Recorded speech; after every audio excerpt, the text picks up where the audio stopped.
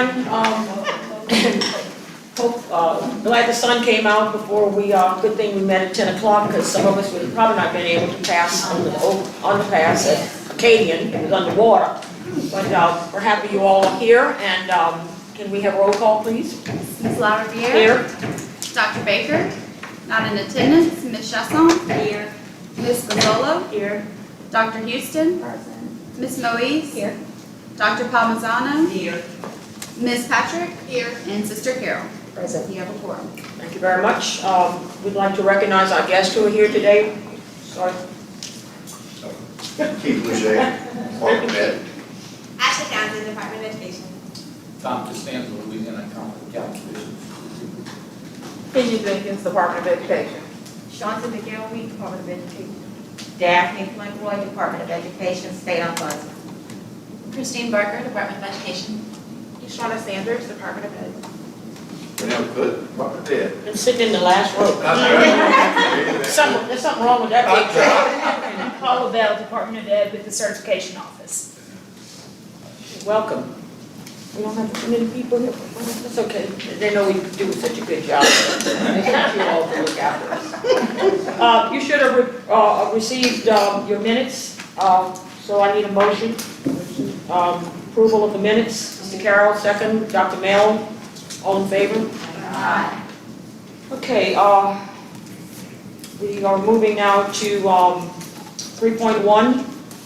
Consideration of an update report regarding the EEF. Did we say we scrapped that? No, somebody's here. I need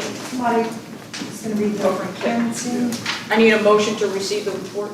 Motion to receive. Dr. Houston, second. Ms. Chasson. Who is? Do we not? No, nobody's. What's that now? The EEF, was Yeah, somebody there going to is. speak to that? I was talking to somebody from Kinston. Yeah, I'll find the email. I think, We can come back to it. okay, I think the question was, we all received our funding, Yeah, right. Right. except Renell did not get it. it. Receiving it yet. She did not Okay, get because her it's check. been released, right. Okay, I'm gonna double check with our finance team. Yeah, it's been released. That was the update I had. Yeah. Yeah, I think that's what, Dr. Baker. You'll have detention 15 minutes after. I already had it 30 minutes on the check. As long as you weren't stopped by the state troopers. Welcome. Okay, so we'll come back to it. Well, I mean. Do we need to come back to it? Do we need to? If we need to come back to it, we will, otherwise, everybody's got their money except for Dr. Houston. But that, yeah, And we'll come back to it. Well, if we need to. Well, if we need Yes. to. Okay, all right. okay, Any opposed? any opposed? No. 3.2, consideration and update report regarding the Ains program. Okay, motion to receive the report. Ms. Moise, second. Good morning, everyone. Good morning. I am going to do my best to update you on the ARC-EANS program this morning.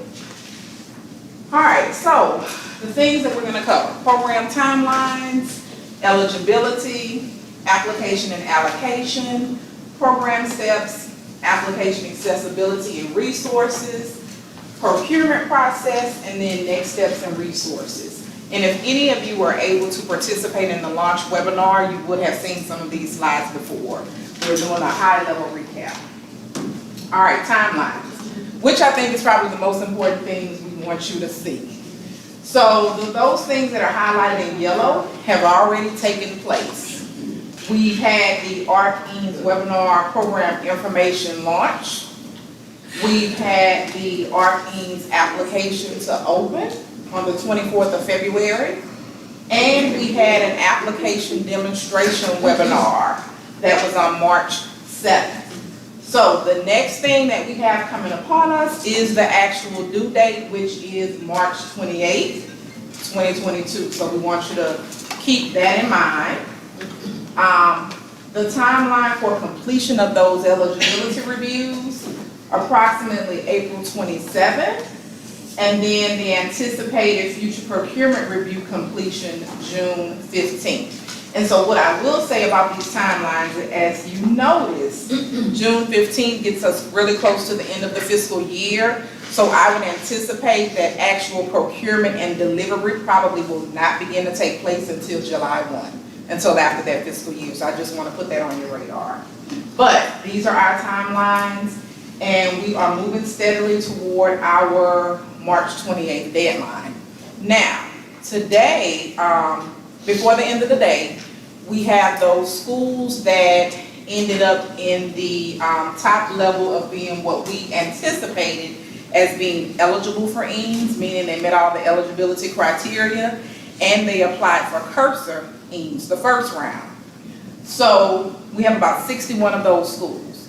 We're going to email each of you the schools that we know are eligible and potentially would be applying, and just ask that if you could ping them or if you could email them to see if they're going to put in an application, or if they are not going to put in an application, we will greatly appreciate it. It'll just help us to kind of know on March 28th those that we should see. And I'm sure your schools will be happy to hear from you that, hey, you are eligible, so move forward and complete your application if you move to do so. All right, so what is eligibility? So for the purposes of ARC EAMS, a school is eligible if it is an elementary or secondary school as defined by Section 8101 of ESEA, is a nonprofit, is accredited, licensed, or otherwise operates in accordance with state law NPS 1920 approval of Broomfield versus Dodd, was in existence prior to March 13, 2020, and did not and will not apply and receive a loan under the Small Business Administration's Paycheck Protection Program.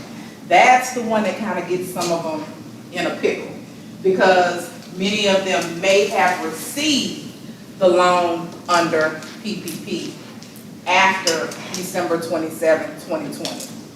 So that's the one we want them to be very careful of. Now, they have to have received it. If they applied for it and didn't take it, they can still be eligible. But if they received it, that's when we get into the issue of eligibility. In addition to those other eligibility requirements under ARC EAMS, LDOE may only serve non-public schools that, one, enroll a significant percentage of students from low-income families, and two, are most impacted by the COVID-19 emergency. So, a significant percentage of students from low-income families is defined by LDOE as 22% or more of their total student enrollment. Most impacted by COVID-19 emergency is defined by LDOE in accordance with federal guidance to include impacts such as loss of instructional time, loss of tuition revenue, decrease in enrollment, learning loss, social, emotional, and mental health impacts, lack of capacity to provide remote learning, and lack of resources to address safety measures.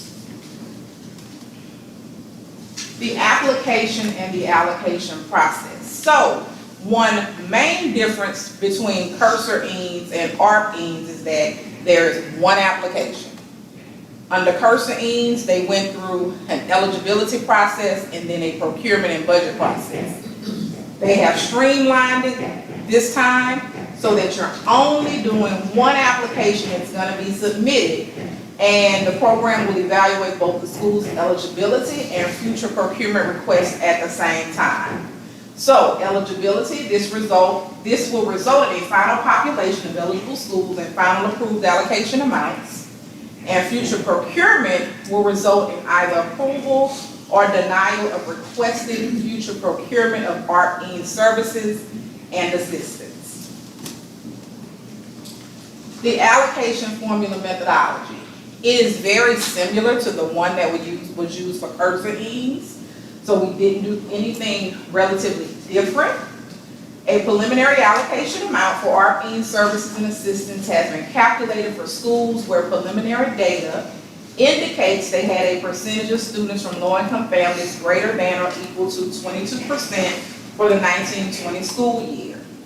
There is a spreadsheet that is located on our website in the Federal Support and Grantee Relations Library that has those preliminary allocations posted. If your school is not on the spreadsheet, you may still apply for the program. So again, we're not telling anyone not to apply if you're not on that spreadsheet. If they believe that they meet that 22% threshold, we still want them to move forward in completing the application. However, the same as it was in Cursor Eames, they will need to demonstrate that the school had a percentage of students from low-income families greater than or equal to 22% for 1920, and provide us with some supporting documentation to show the information related to those numbers of students in low-income families for that year.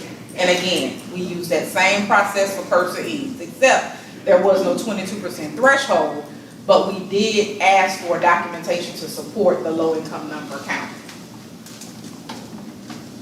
The preliminary allocation formula methodology includes two components. One, an allocation for total students enrolled, and two, an allocation for enrolled students that are from low-income families.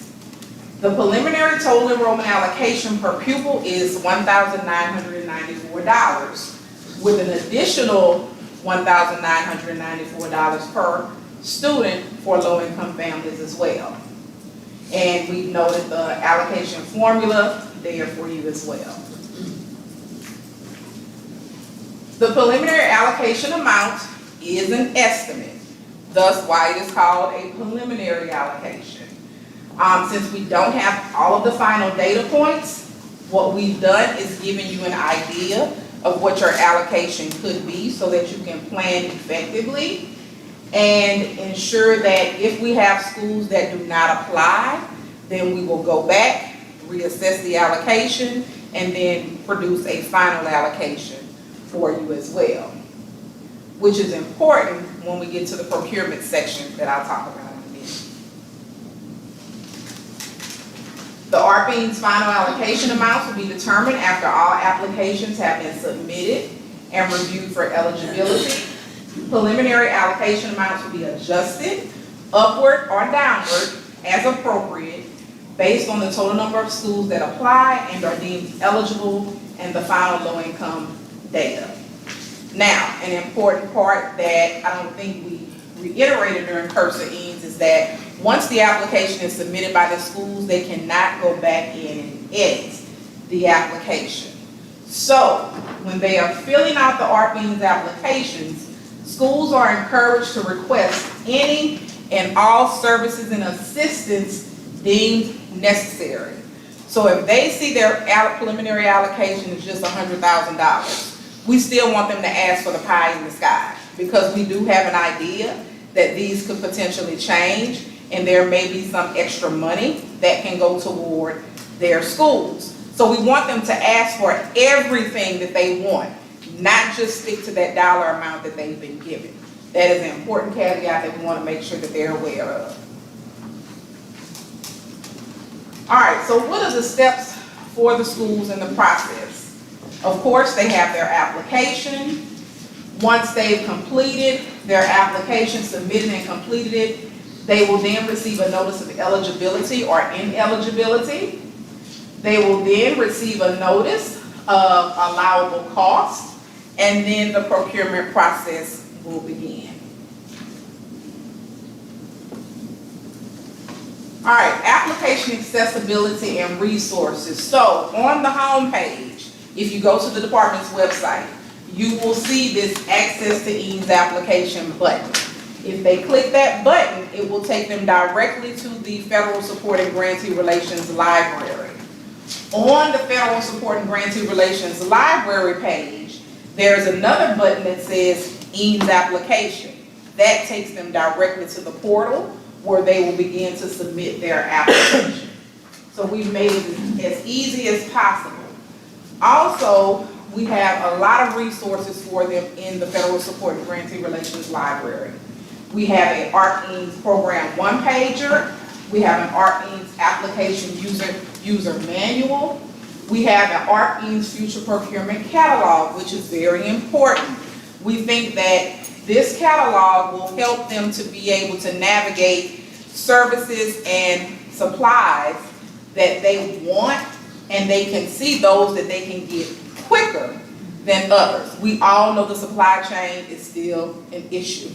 It is still an issue. There are things that have been ordered that have not come in yet, especially around technology. But we wanted to make sure that we at least put them on the right foot with our EANS to say, okay, if you pick from these selected items, then you can definitely get these items much quicker than if you utilize something else. There's a frequently asked questions document. There's an application walkthrough document. The ARC-EANS impact of COVID-19 and documentation examples. This just provides them some examples of documentation that could be asked for relative to the impact of COVID-19 in their schools. ARC-EANS preliminary allocations. We've also put the launch webinar deck recording out there so that they're able to review that. And also now out on the website is the application demonstration webinar, where they actually walk them through them step by step on how to complete the application. So both are in this resources library for their reference. All right, so just a bit more about that procurement catalog. The future procurement catalog provides the following: a list of commonly requested technology items and technology contract vendors. So of course, if you use one of our technology contract vendors, you are likely to get your items quicker. A list of commonly requested non-technology goods, services, and assistance. A list of state contract vendors and corresponding available categories of items, and a list of non-contract vendors and corresponding available category items. The items listed in the procurement catalog may be requested in the future procurement section of your school's application. These items utilize the use of state contracts already in place and therefore may result in a quicker procurement based upon the availability of the items. Our EANS program does not require a school to request the services and assistance listed within the catalog, nor does the program preclude a school from requesting any services or assistance they deem necessary. However, if you utilize the items that we've given you that are on state contracts already, it could happen a lot quicker than it did this time. Again, we still have supply chain issues, but we felt like this at least gives you a starting point to see, okay, do we have some items here that I want that I can pick and get in quickly? And then maybe there's still something else that I want out there that I'm willing to wait for. All right, the procurement process. So the program cannot guarantee that all items requested for future expenditure will be provided. Future expenditures requests will be reviewed based on the following: if the item is allowable, if the final allocation amount is sufficient to cover the cost of the future expenditure request, and based on available or previously approved and contracted LDOE vendors. So our procurement team works diligently to get as much as they can, and they went through a lot to put that catalog together as a resource for you to hopefully make things move a lot quicker and smoother. Each school will designate a point of contact for the inventory handling and delivery of any potential future expenditure items. Once the school receives their future procurement items, the inventory point of contact will be responsible for notifying the program of receipt of the items. Additionally, schools will be required to fill out an annual certification every year.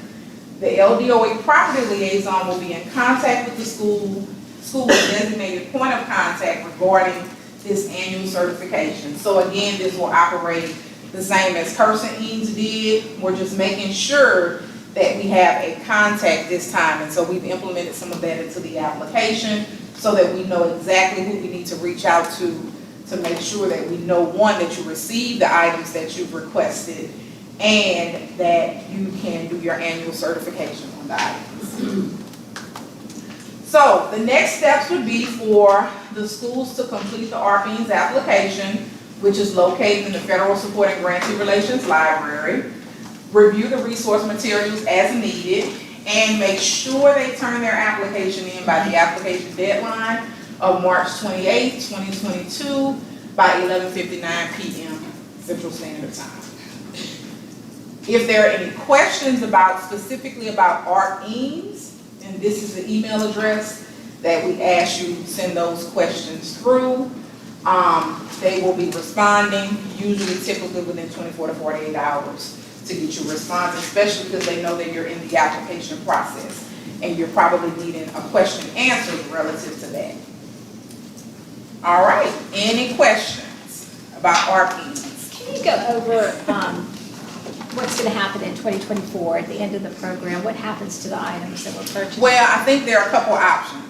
So we have not heard from Ed on a final note as to how items need to be handled, whether there will be some allowability of potentially keeping those items for a program similar to that of Cursor Eames or ARC Eames.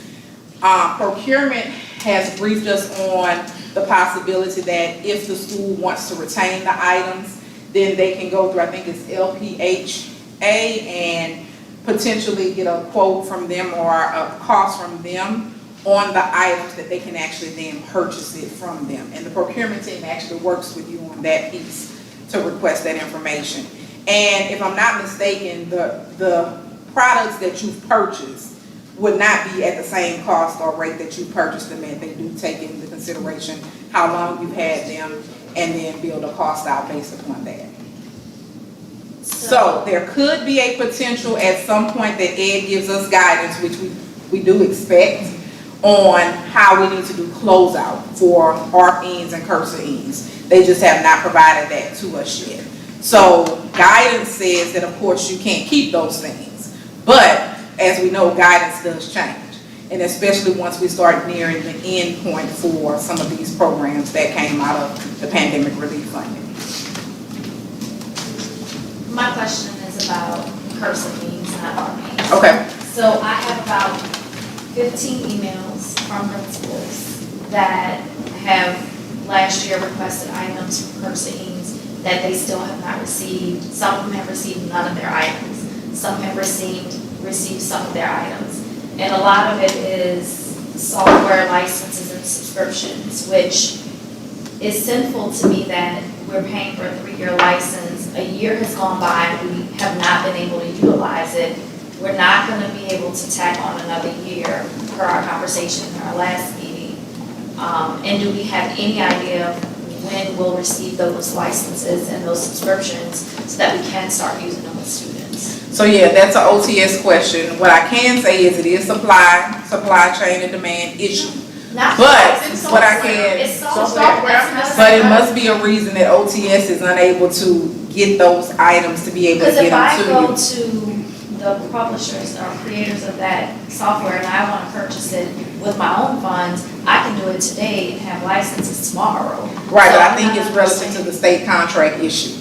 Now, what I can do is if you send those school names to me and their site code helps, if they have it, or application code that they use for Cursor, then we can get Carol from OTS involved and her team, because they'll be the ones that'll have to answer that question for you. Okay, so before I leave here today, can I get contact information for someone that I can specifically Sure, I can give you call Carol's and work information. with? Not just for the technology pieces, but for all of it. Like, so that I can now I feel like I have to intervene and advocate on behalf of my schools because they are completely frustrated. Because emailing this general email address does not always yield an answer, and it doesn't always yield a fruitful answer if they Okay. get one. Definitely, so Carol would definitely be the person for OTS. We can give you her contact information. And Burnell, would it be Keisha or Andrea or Belinda for procurement? Right, I think I was told that. Okay, all right, so we can get you their email addresses before we leave today. Thank I'll you. make the same, we're in the same boat. So, Okay. Yeah, it's the software, and it shouldn't be an issue, because again, we can purchase it today and have it tomorrow, but we keep emailing the same generic email address, and there are issues. I mean, I just received one just now that says we are delinquent in our payment, but it should have come from the LDOE. That Well, and I We know had some of services that- suspended in yeah, our schools. And some of that is due to what was implemented in ARC-ins with the inventory contact. If the school receives items and does not report that they've received items, then it makes it difficult for the procurement team to then pay for those items. It's a process that they have set up that they utilize. So it's a bigger issue than just two. I can promise you for that. Cursor Inc., was there a process in place for schools to notify an entity that they've received something on their list? Yes. Yeah. Okay. Because you have to, what they were asking for is that they sign the packing slip Right. and they had specific instructions on how they were to send that back. Okay. That has not been as swift as the team would have liked to be. So we have schools that we know have things, but they have not notified us and followed the procedure to be able to do that. And as I understand it, just from hearing the procurement team talk, that has to happen before then they can make payments. Okay. Can I So, ask you, yeah. what is the process for notifying the team for software? How do you notify, I mean, because again, we've been scanning the labels as we were seeing them for the It's the hardware. same process, it's the same process For as, software, how would that work? Because there's no package. There's no packet slip, there's nothing. OTS would have to give you that information. And maybe that's Yeah. where the confusion's coming. Could be. It could be. But definitely we'll get you those two email addresses. Because I know Carol talks to the schools all the time directly, so I know it wouldn't be an issue for her. And she's OTS, and they handle all technology. Okay. Thank you so much. You're welcome. Any further discussion, questions? Again, we thank you for your patience in the process. This was new to us, as it was to you all. And we hope to have improved ARC-ins a little bit so that we don't get some of the hangups and delays that we've gotten in the past, but we definitely will work with you to try to get some resolve. Thank you. All right, you're welcome. Okay, moving along. Yeah, any opposed? 3.3, consideration of an update report regarding the Louisiana Scholarship Program and school choice. I need a motion to receive the report. Dr. Mel, Kimberly, second. Good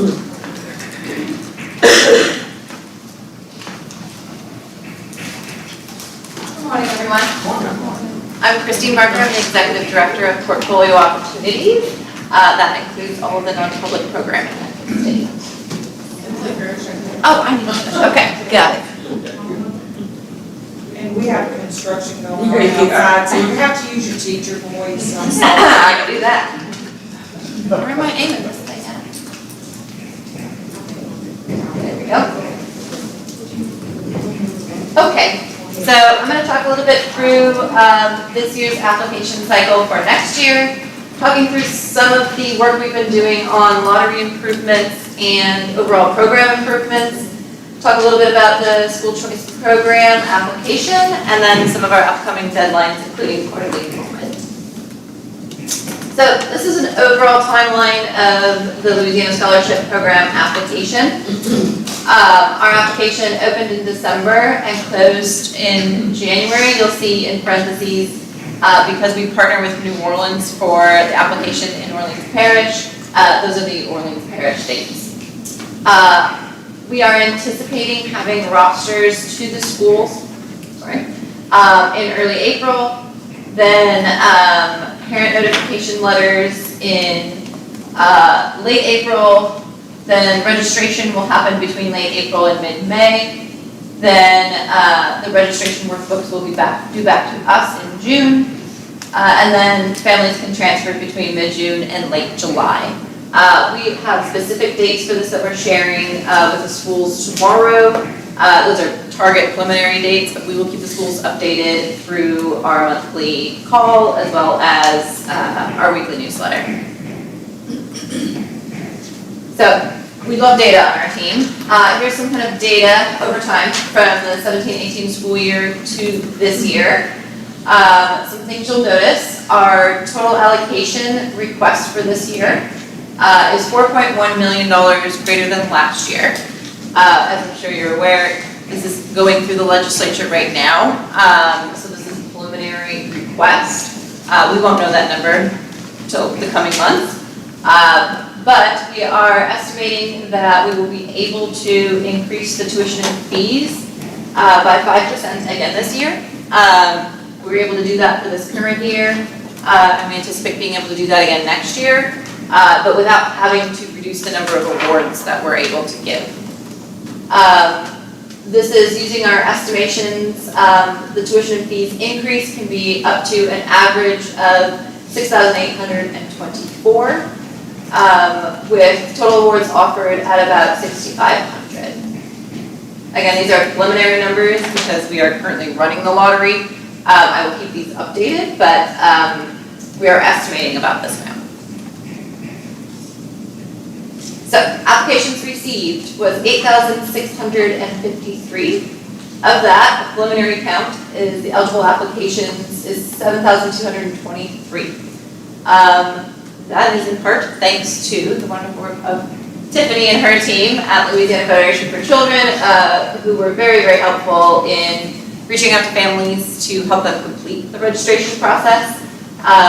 There's a kind of two-step process. They fill out the online application and then they have to submit their eligibility materials. So her team was helpful in making sure parents knew that information and that they completed their application. Christine, can I ask a question? Yep, of course. This goes back to your other slide, LSP over time. Yesterday at a meeting, of course, we superintendents have spoken about this many, many times. You know, a student gets a scholarship, let's say one of my schools for fifth grade, or whatever. And so they stay with us in that school until 8th grade, or the last year they're there. Okay, the school, the other school that's 2 blocks down the street is the receiving school, but it has a different site code number. My question is, as every one of our questions, what each one of us share in this is, why don't those students roll over to their receiving school, since they've been with us for 10 years sometimes, or 9 years, why do they go into the lottery at the high school level as if they've never been a scholarship student? Yeah, so students are given priority as a terminal grade student. We call it terminal grade because they're finishing up at one site code. So they are given a priority. I believe is that the 3rd priority on the list, Shoshana? Yeah, so there's closing school priority, there's NSECD, and then terminal grade students. I do think this has been brought up, and I think it's worthwhile of us talking, and I'll talk through some general improvement ideas later, to think about feeder schools. Yeah, because we don't have that set up in the lottery program right now, but I think that does make sense to do. I would say, historically, terminal grade students have always been included, because usually our funding allows us to get down to that priority level, but that doesn't necessarily mean that they get their first choice. So I think that that's something to consider. Here's a quick question too. Just the general trend in the smaller numbers, is that just a demographic trend, or is that something different? Yeah, we need to dig into that, right? Because we're looking at about 1,000 fewer kids. We've had about a month to digest this, and we're going to continue to look into it. I think I want to do a survey and kind of figure out from parents maybe why the demand is a little lower. And if you look, over the whole 6-year period, you can see the trend line there. Yeah. Pretty Absolutely. clear. I think here you can kind of see some right. This is what I would consider kind of, program demand. It's definitely decreasing. We want to increase our advertisement of the program. I think is going to be a big way to increase this. We've been kind of kicking around some ideas in the last month since we've gotten this number of why exactly is this lower? If anybody has any suggestions or other ways to look into that too. Well, over that same time period, the student tuition organizations, ACE, Arete, and those, you need to look at it in context along with that, because we found these numbers and our diocese went down, but the numbers in those programs went up. That is true. And so the total number ended up being about the same of number of families being served. Yeah. So you might want to look at it in context. Yeah, I think that's a very good point.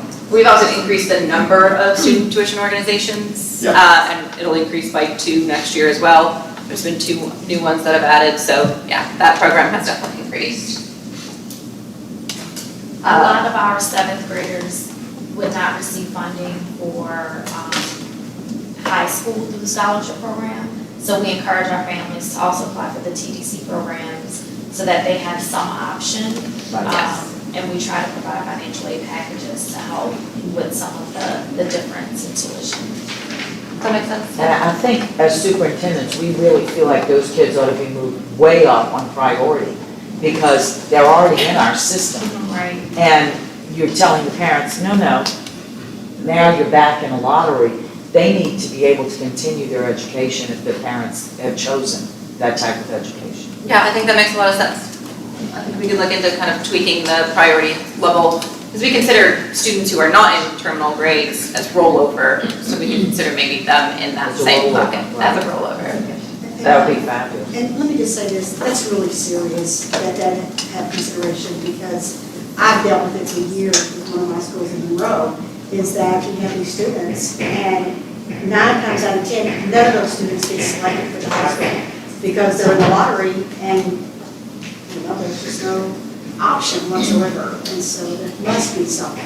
Yeah, definitely. I think another thing we want to look at is, we are under the umbrella of school choice. And so looking at school choice by region and by parish too, because a lot of what you'll see is that there isn't a high school option. There isn't a high school that participates nearby in the scholarship program. And so that would give us the information to maybe target those schools and say, are you interested in participating? So that there is an option for these families. Because we certainly lose several hundred students every year who are terminal grade students who just opt to not continue in the program. If our schools knew that our 8th grade, their feeder school, that those kids would be given a place, they will open a place for them.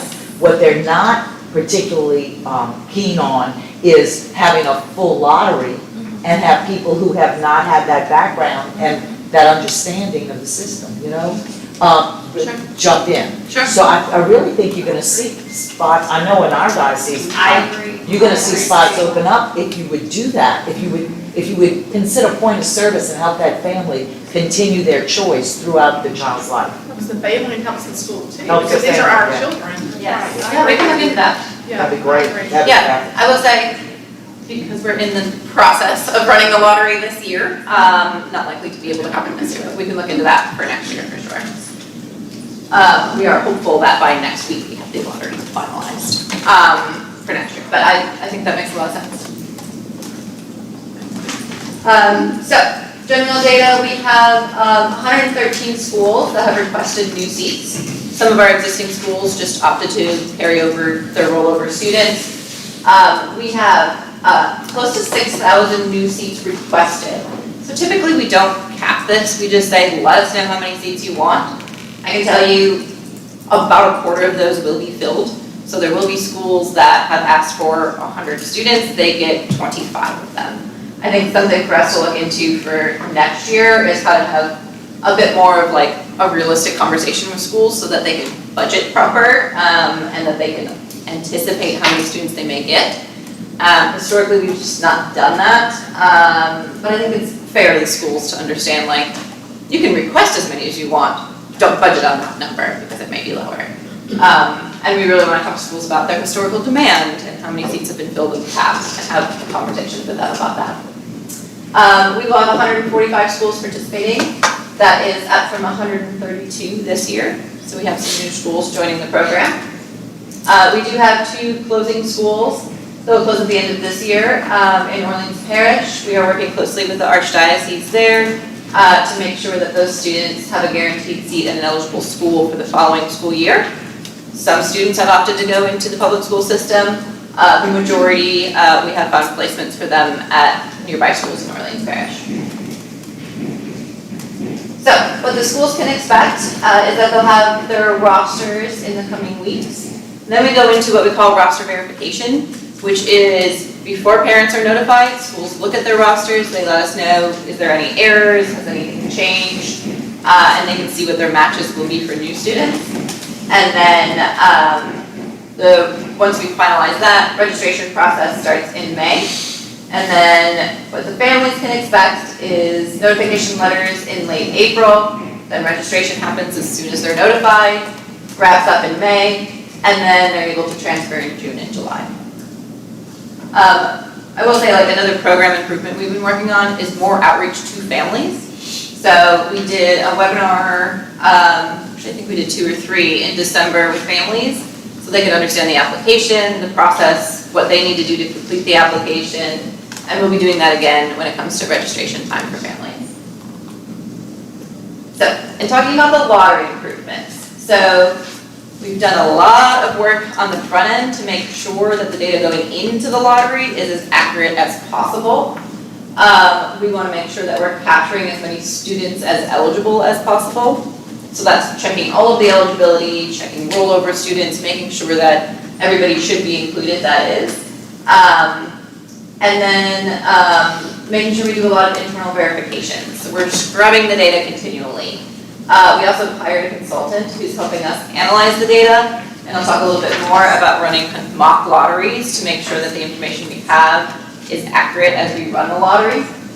And then using a lot of our historical data to make conservative estimates to understand how many awards can we make with the funding that we're anticipating, and what has been the historical ratio of awards made to accepted, applications received to final enrollment, and using that information to really predict what we'll see this year. So, as I mentioned, we did a lot of mock lotteries. We've kind of created our own database where we can run this so that we know of the applications we have, the eligible applicants, how many awards can we expect, and then how many of those do we anticipate being accepted. So we have the 8,653 applications. That includes ineligible and eligible applicants. Then of that, about 7,200 are eligible. And then we anticipate about 6,500 awards. The difference between those numbers is students that maybe only put one choice and there was 5 seats available and they were number 6. And so it's just like students who submitted applications that were eligible but are not likely to get a placement, they will be put on a wait list. So there'll be a few hundred kids on a wait list for any seats that become available at those high demand schools. And then we're anticipating about a 92% acceptance rate of those awards. That's really conservative in looking at historical data, but we want to make sure that we're being very conservative in our estimates. So we anticipate about 6,000 accepted awards from the lottery in the main round. And I want to talk through some general program improvements. So we've started conversations around how do we increase transparency and improve accountability in the program. So looking at where are there gaps in the information we have for families to make informed decisions, and where are there gaps in how we can support our schools. So what data and information do we currently have that we can improve, that we use to improve school performance, and make sure that families have the information they need to make informed choices. How can we collect different information to improve the performance of family choices as well? And then what information can we use to continue to improve the quality of the seats that are offered?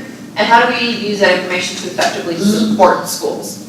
So we are a growing team now, which is very exciting. We're adding 2 more people to the team. How do we use the information we have to make sure that schools feel supported, they have the information they need, and as we start to do site visits, how are we making those as effective as possible for the schools?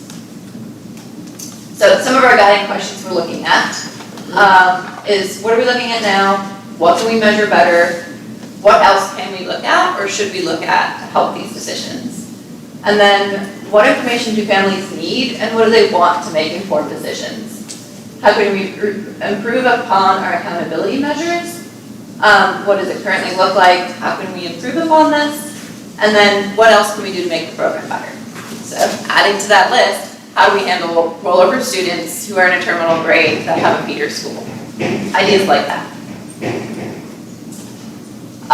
Some of the current areas we've been discussing as far as improving transparency and accountability is looking at our mobility rate. How can we improve upon that? Looking at testing rates and testing errors, timely reporting, any audit findings from the independent audit team, and then our transfer and expulsion rates. Then looking at how do we utilize school visits effectively, and then how do we really incorporate family input and family satisfaction at these schools. A I'll just pause there. I feel like that was a lot of information. Any comments or questions before I move on? Great. Okay, moving on to the school choice program. Our application closed last week. We have moved the application online this year so that schools and families weren't having to send in giant packets of information. We've gotten some pretty good feedback on that so far. So kind of increase the ease for schools there. We anticipate them being notified of awards April 6th, and then parent notification letters going out following month once we've had time to kind of verify everything with the schools. I will say preliminarily, as we're still processing the applications, we've seen a spike in demand for this program, which I think is interesting, as we've seen a decline in the LSP program, we've seen an increase in the SEP program. Okay, just to flag, the upcoming deadline for schools outside of the application process is quarterly enrollment. Quarter 4 enrollment phase is May 4th through the 6th. We anticipate if these reports are submitted on time, then the schools will be paid by the end of May. Another thing to note is that we've upgraded the leads portal. I know that there's been a lot of issues with access, and there's been some updates to systems that have caused some login issues over the last few months. That has been improved. We don't anticipate any more issues because we've kind of moved that server to a newer server that shouldn't have any problems. Okay, that's it for me. Any questions or comments? Does the NCCD program fall under your purview? It does not. That falls under early childhood. The overlap we have with that is the NSECD students get priority into the scholarship program.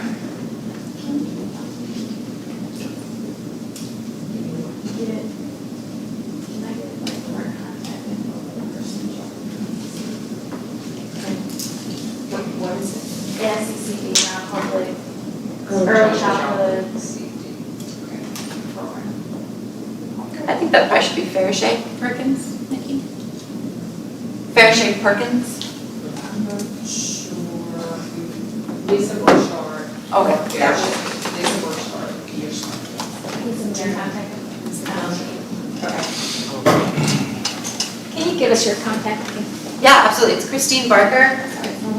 It's KRISTINE.BARKER@LA.gov.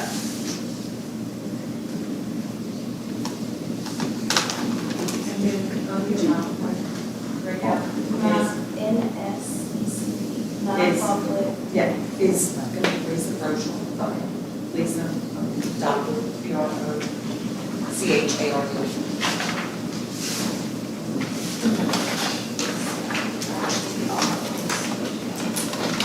At LA.gov. Yeah, it was just not sure. Thank you very much. Is there any Thank you. further discussion? Any opposition? No. All right, so we move on to 4.1, consideration of an update report regarding the Louisiana Social Studies Content Standards Implementation Timeline.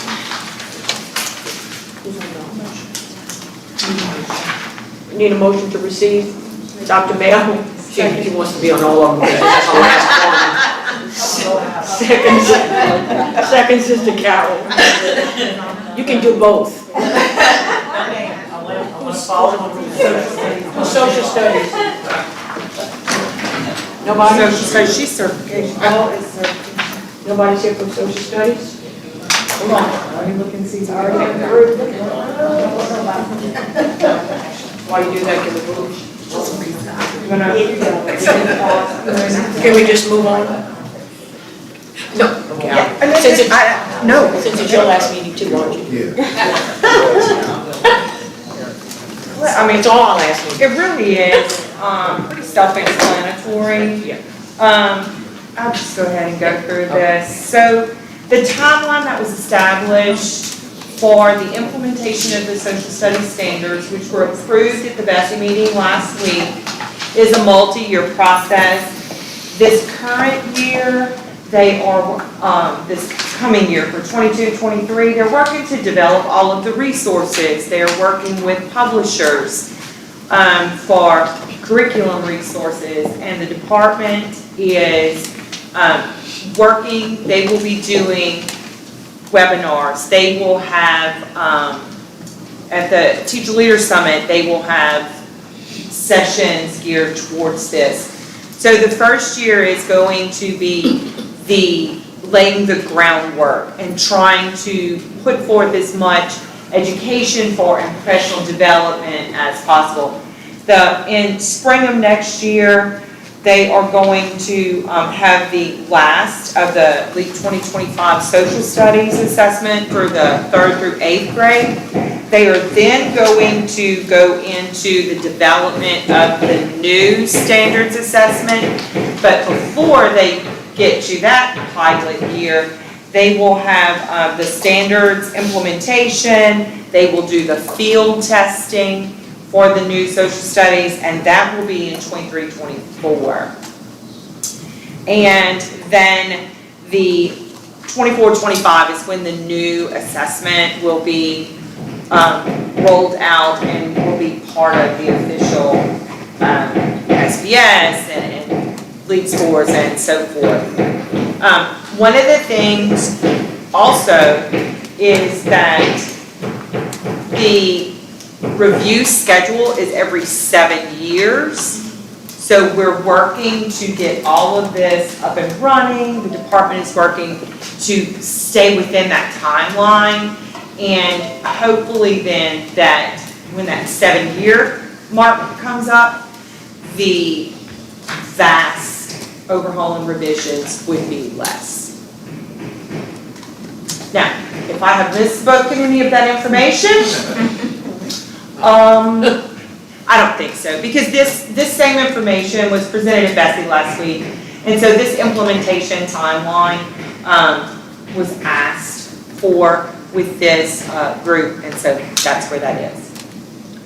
Along those same lines, is there going to be a new textbook depository or anything like that? So the department is working with publishers right now. They're in conversations with different publishers to get a textbook that is geared to these standards. And in addition to that, to be able to provide other additional resources that line to these standards. So the answer is, they hope so. We hope so. Well, you know, the textbook depository closed in December. And now, when we finally Yes, moved there. they did, we received an email from their And clients. so we were just wondering if that was going to be reestablished. Oh, that part of the depository, I have no information on that.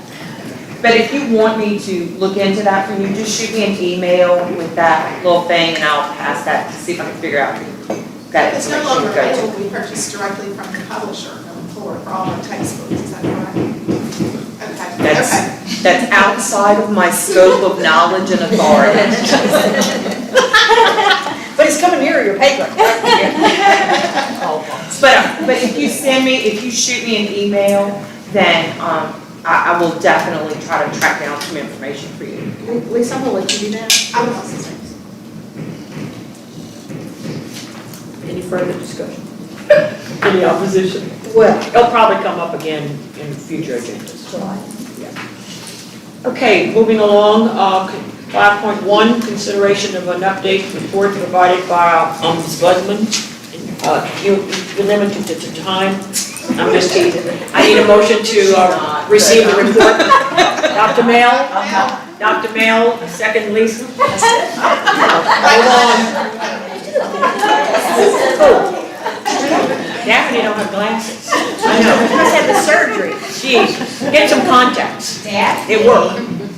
lost her glasses. This is the 3rd day she was on for me, and I give. And as soon as I find them, they were what? Up here. So we are going for blind.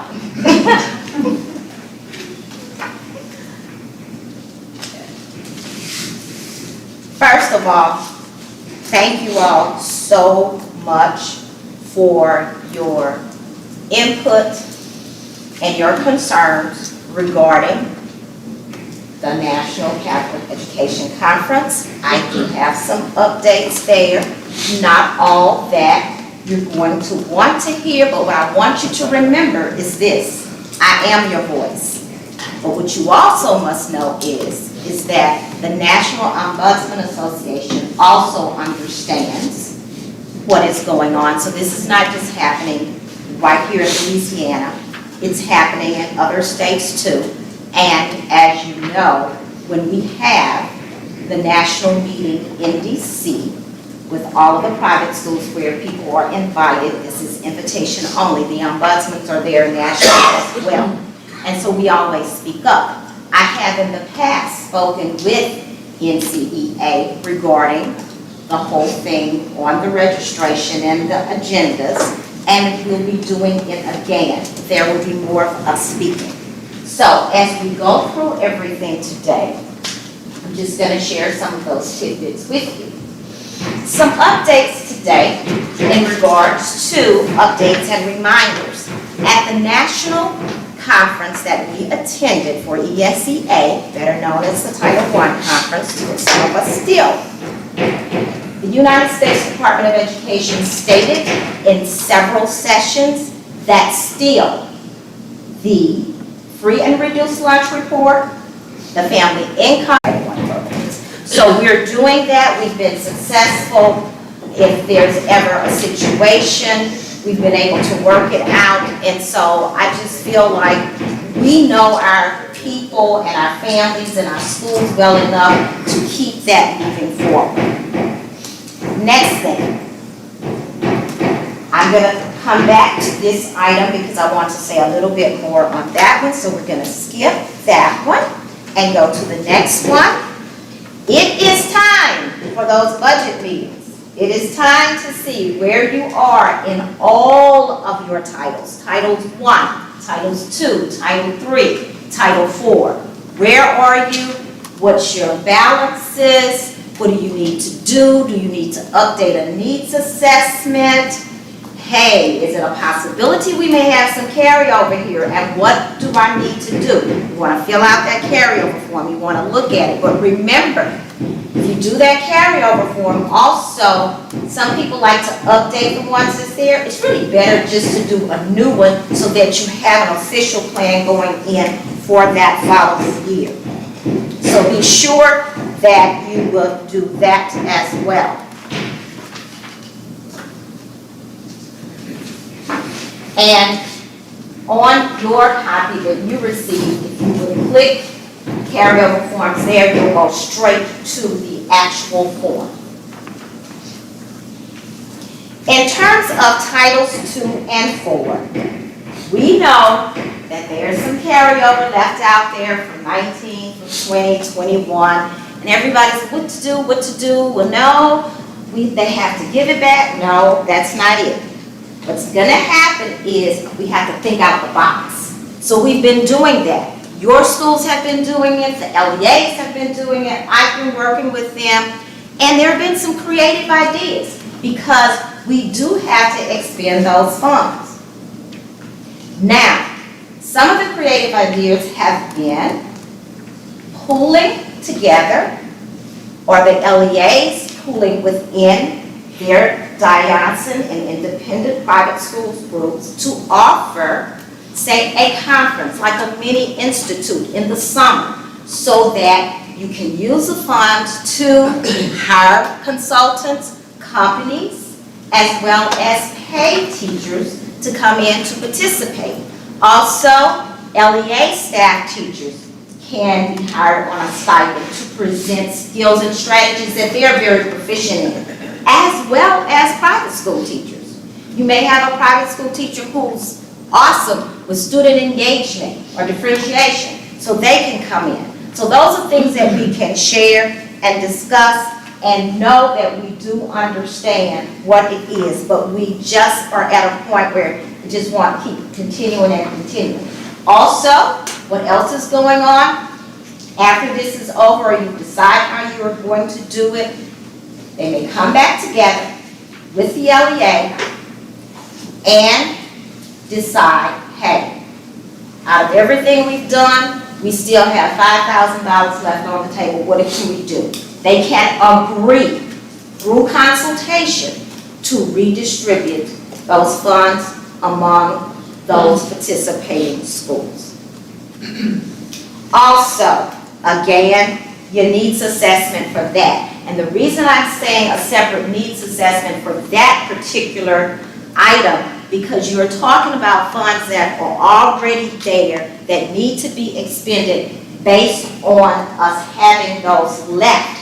So you want a different carryover and budget system there so you can keep that separated and clean. In February, the services for children with disabilities placed by their parents in private schools, guidelines were revised. They updated them. So you have a copy there. Look at it. It's very good information. There are some changes. One of the biggies that came up this year was about schools that were for-profit and can they receive the SPED services? Well, the answer is no. So to help everybody out, I found it is on page 41, and that is the particular section to address that, because just like in our regular equitable services programs, for-profit schools cannot receive any services, the same holds true. Now, going back to where we are in terms of the conference. I need you to know that we've had work groups on this, we've done it individually. The LEAs make the final decision, not the LDOE, not me. Have I looked at it? Yes, I have. Do I negotiate with LEAs in private schools? Yes. But here is what you need to know. Yes, the range seems to be somewhere between 60–63%. If you feel that that range that your LEA is telling you, maybe it should be a little higher, maybe they told you 60, then you do have that right to ask them and ask them to revisit it together. They're already prepared to know what to do in terms of justifications to show you why they came up with the percentage that they have. But what we must keep in mind is this. Number one, as much as we would even want to change it, and trust me, the LEAs really want to, but we can't. And why? Because it is in the law. And there's nothing we can do about it until that's a congressional change in terms of that. But what you also need to know is this. Honestly, most other religious conferences, education conferences, you guys, most of the time, they're under 50% of reimbursement because their programs are not going to say in September is the same thing that I've said for the last 2 years. If you have the title and you have the description and it does not need to have that religious connotation, that's the part that helps. We do understand that and we know what happens in the sessions, but that's what the LEAs have to base it off of. So if they see that word, they see that connotation, then yes, they have to acknowledge that. So, for example, this year, one of the add-ons to the conference is the Blended Learning in Catholic School Symposium. It's a conference for Catholic school teachers, right? So, the word Catholic appears not because the content is Catholic, but because of the audience and who it's geared to. Right. So, if my LEA says we're not going to pay for that add-on because it says Blended Learning in Catholic School Symposium, I have a huge problem with that. You need to contact me. Okay. You need to contact me because this is what we need to understand. Catholic and Catholic education should not have anything to do with whether something is accepted or not. And sometimes that takes conversations, and that's why we have these work groups. There are some, and you must realize we have a lot of people who are new in LEAs now, working with Nonpublic, so they don't understand. Some people really did feel like if it says Catholic, it's no. No. It is if the strategy, if it's the skill, if it's the mission, if it is talking about something related in terms of what we do as a practice or a faith, we cannot do that. So, for instance, if it says something about incorporating prayer, if it says something about evangelizing in terms of, those are the key words. So that's why when you have this discrepancy, I want you to talk to the LEA, I want you to ask them, and if I need to mediate that, I have no problems, because I think enough of us have had these conversations in the small groups and the one-on-ones where they understand. And some of them have even said they're gonna go back and revisit. Yeah, because one of the other questions that I had this morning with Ingrid was, most of our liturgies take place prior to the start of the conferences. So, like, our conference starts outside of the first day. We start with an opening liturgy at 9 a.m. Most days the conference starts at 9:15. But we have liturgies before that, like at 7:45 in the morning, because we have priests and brothers and sisters who have to attend daily mass. And we have participants who might want to go as well. Yes. But it's not a part of the conference, it's an offering, because we have religious there and clerics there who have to have a daily mass. So one of our LEAs is counting that in like the conference day, and it's not a part of the actual professional development, it's not a part of the conference. So that's another discussion that we're having. And that is another discussion that also took place. And because it is a part of the overall conference, is why some of them are counting. That's one of those things that you guys can discuss. Because I want you to understand why they're counting it though. They're counting it because when we ask for the full preliminary agenda with our program, it means everything that's in there.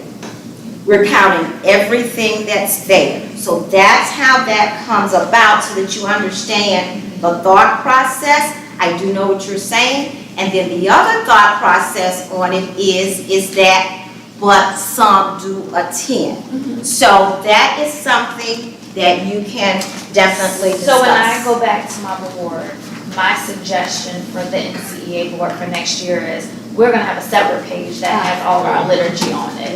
And our conference program will only include the professional development sessions, and the socials will be in a separate part, so that it's not confused with, because we have a reception in the evening. It's not a session, it shouldn't be paid for by title funds, but it is something that we offer for our attendees. Just like you offer mass. Just like You we offer mass. You offer So, receptions, you offer. right, so it's not a part of the conference agenda, but it is a part of the program, because we're trying to be, and we're trying to present everything to our attendees, everything that will be available to them. Not all of it is a part of the actual conference or convention experience. And so what I want, and I understand what you're telling me, but what I want you guys to also understand is this.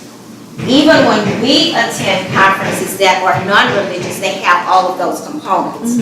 And so that is the conference, and so as a whole, you understand that's what it is.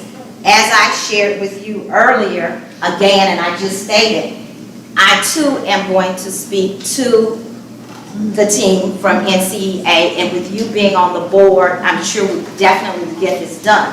Because there are many times in a description, and I'm just being real with you guys, because you know I do care about this, but there are many times in the description where a religious word is really not needed. And that's a session that could be counted.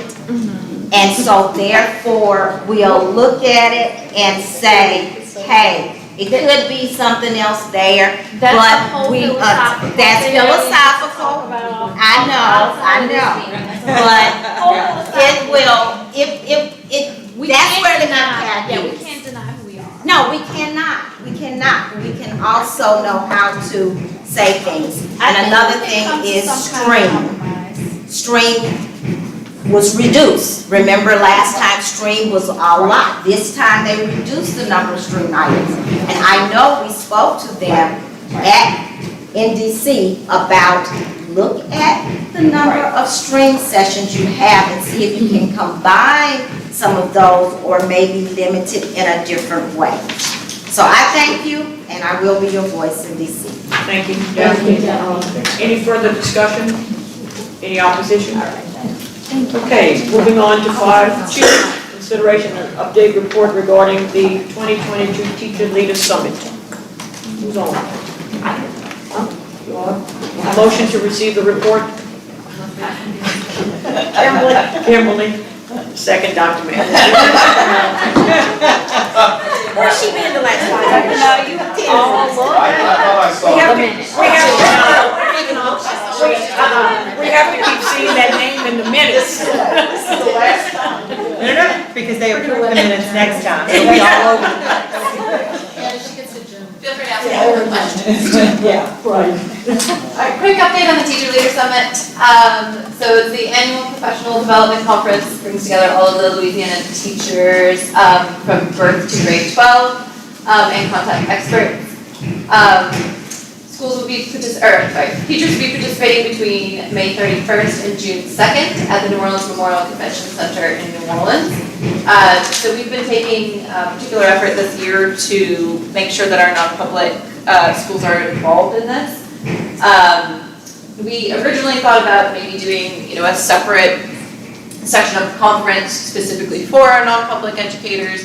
Then talking to the team that's organizing all of this, everything there is relevant, right, for our non-public teachers. So really just making sure that they're aware of it, making sure that they know that they are able to register.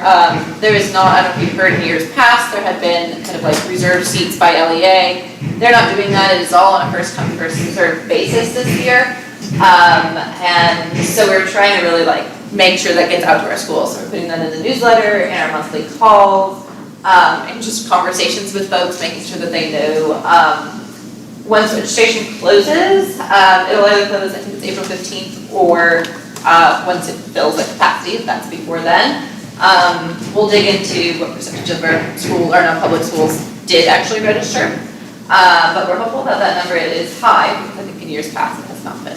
So, just wanted to flag for you all that we'll be recruiting. We have 1,500 teachers in our diocese, and we were given 2 spots last year for people to go. I mean, that's ridiculous. Yep. When does this open? What is open the now. first day? It's open now. So we were told earlier this year we were gonna be allocated seats again. When did the change happen that the decision was made that we weren't allocated seats? That we were just to register with everybody else on the first one? Yeah, because I was told to do that. Honestly, I'm not sure. That would be Because on that the wasn't program. communicated to me, this is the first time I'm hearing it. That we are to register just like with everybody else. Okay. So, I need to clear my. Yes, so I can email out, maybe we can email out the registration link and make sure everybody has it. And all the information they need. As of now, registration is still open, there's still plenty of seats available, so please make sure that they get the information as quickly as What possible. are the dates of this? It is in late May, May 31st to June 2nd.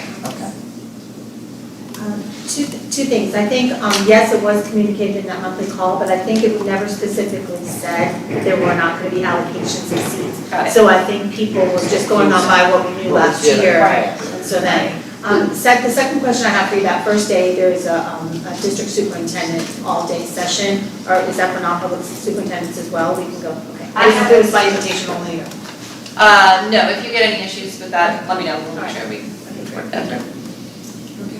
I will say that last week, numbers were quoted of the 4,000 openings, they were about 3,000.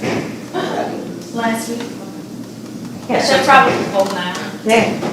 Registration's been open for 2 months, so I would imagine. Not to us. Not That's to what I'm us. saying. We did not know Yeah. that, so we I'm were not sorry. telling our teachers. Yeah. Was it not public It's been in the non-public newsletter for maybe a month or So, but again, my assumption, wrong, my fault for assuming, because we've never been told directly that we would not be allocated seats this year as we had in the past, that we were supposed to direct our people to register and we register through regular registration. I didn't promote it to register during regular registration. I was still waiting on allocation seats. They send us a special code and all this stuff and tell us how many seats we have. So, I didn't know. Yeah, I would encourage folks to do as quickly as possible. If you run into any issues with trying to register or anything, let me know. Also, some of the resources that we can email out help target the here's the specific kind of roles and responsibilities that will benefit specifically from the conference, if that's helpful too. You can send all that out. Thank you very Okay, much. Any further discussion? Any opposition? Okay, our last item, consideration of an update report regarding educator credentials. I need a motion to receive. Sister Carol, second, Dr. Mill. We're gonna let you adjourn now. Good morning, my name is Paula Bell, I'm the Deputy Director of Certification with the department, and I know last time we met, I presented tons of policy updates. It was very overwhelming. Keep in mind, we repealed all of Bulletin 746, that's the bulletin, the policies that govern certifications, entirely repealed with the exception of Chapter 9. And so that's what we are going to Bessie with, or what we did in March. We went to them about that Chapter 9 and different parts of Bulletin 118, that's the Standards Assessments Bulletin, and Bulletin 745, which is in regards to your teaching authorizations, your TAs. So all of that was addressed in the March meeting with Bessie. We reestablished all of Bulletin 746 and now have reestablished the chapter no longer 9, but 19. Revisions were recommended based on the conversations and research that we had regarding ethical accountability for our teachers and those working in the schools. The 2019 request asked for revisions allowing for certification notations and/or possible licensure censure options in addition to suspension and revocation. So currently, we do suspension and revocation when there is an ethical issue of criminal concern. But now we've added other sanctions that will allow us to make indications on the certificates. Bulletin 118, that, as I mentioned, is the statewide assessment standards and practices. It provides a unified, comprehensive guide to testing programs, policies, and procedures regarding assessment. The revisions that were made in that bulletin align with test security policy and clarifies, basically just cleans up the terminology related to proctor scoring, irregularities, cheating, security violations that may impact educator credentials. So that language was cleaned up. The proposed revisions do not amend any test security process or procedure. What has been done in regards to process and procedure with assessment remains the same. We just updated the terminology. Bulletin 118, though the terminology that needed more definition included cheating, erasure, and testing irregularities. These changes also align with the accountability measures regarding assessment, proctor scoring, and security violations that could impact a teacher's certificate. Bulletin 745, this was established a few years ago in light of Act 634. This is the policy that regulates the issuance of a teaching authorization, that TA. That is that special authorization that is given to an individual who is working as a non-certificated personnel in our school system.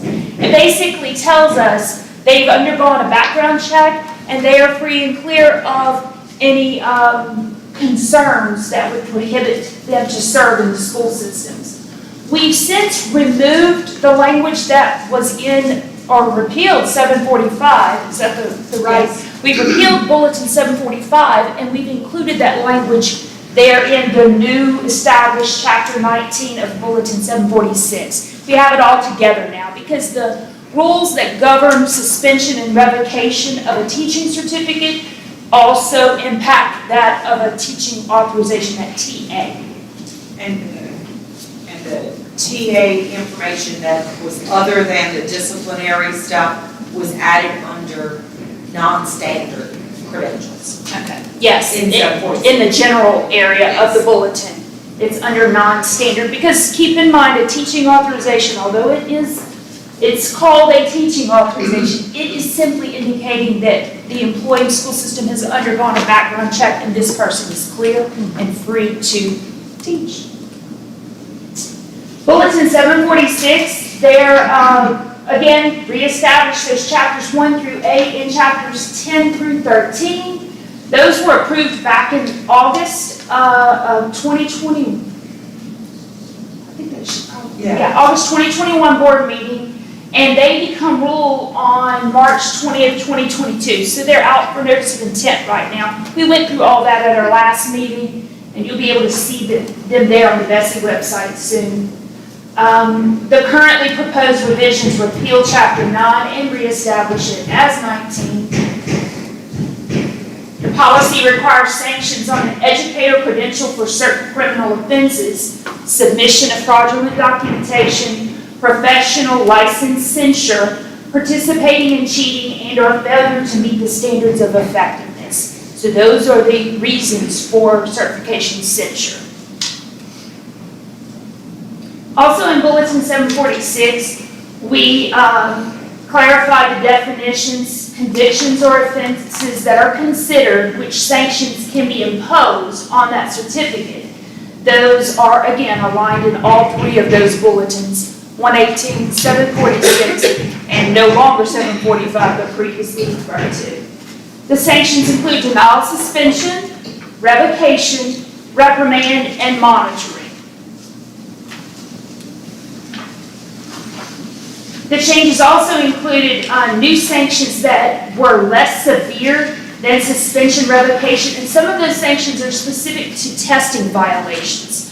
So we didn't want to, we needed to address those violations separate from those which were criminally related. Clearly stating all sanctions will be reported to NASDATEC. That is our national clearinghouse that we use to report when action or sanctions have been made on a teacher's certificate. Therefore, it's viewable state to state. Definition and clarification of terms, sanctions, and conditions for a records review. So the department takes action on a certificate, the board, Bessie, may consider a reinstatement based upon certain requirements. And those are the certification updates. Do we have any questions? Thank you. Any further, thank you. Any other discussion?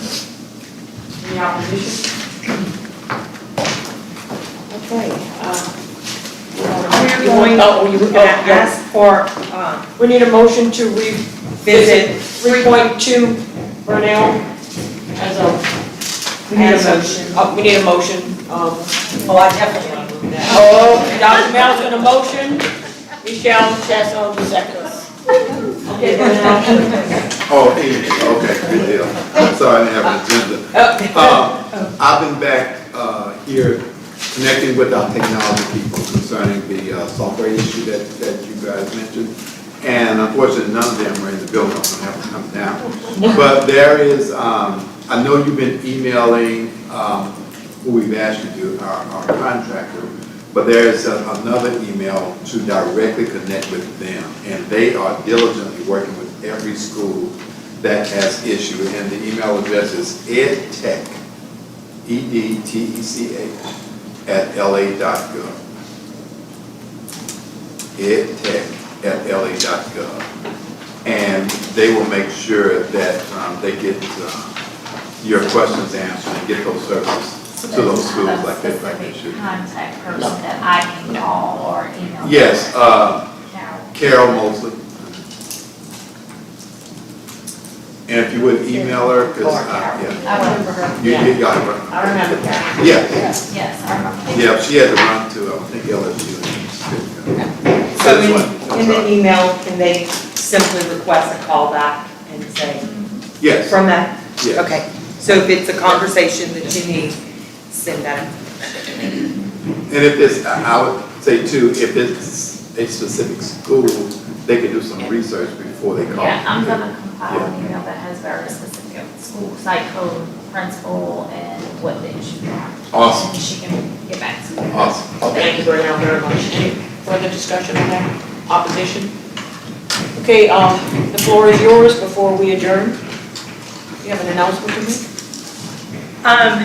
This also is my last meeting in this seat right here. I will be transitioning to work with the department, doing much the very same work that I'm doing here. I'll be working with their policy team.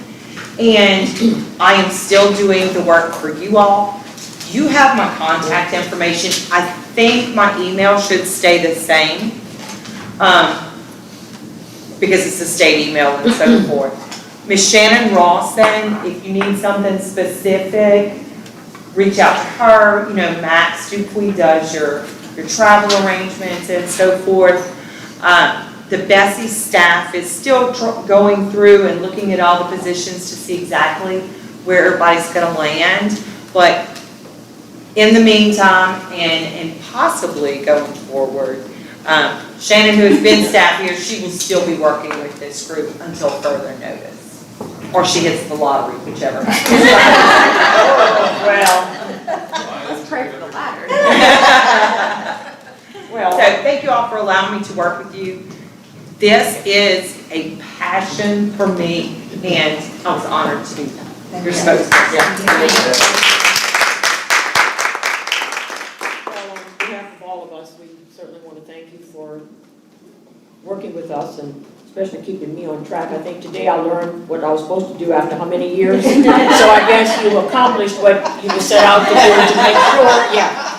But we know that, you know, you've always helped us out, and I know that we know where you are, and you will continue to reach out to us. That's it. So we're very appreciative.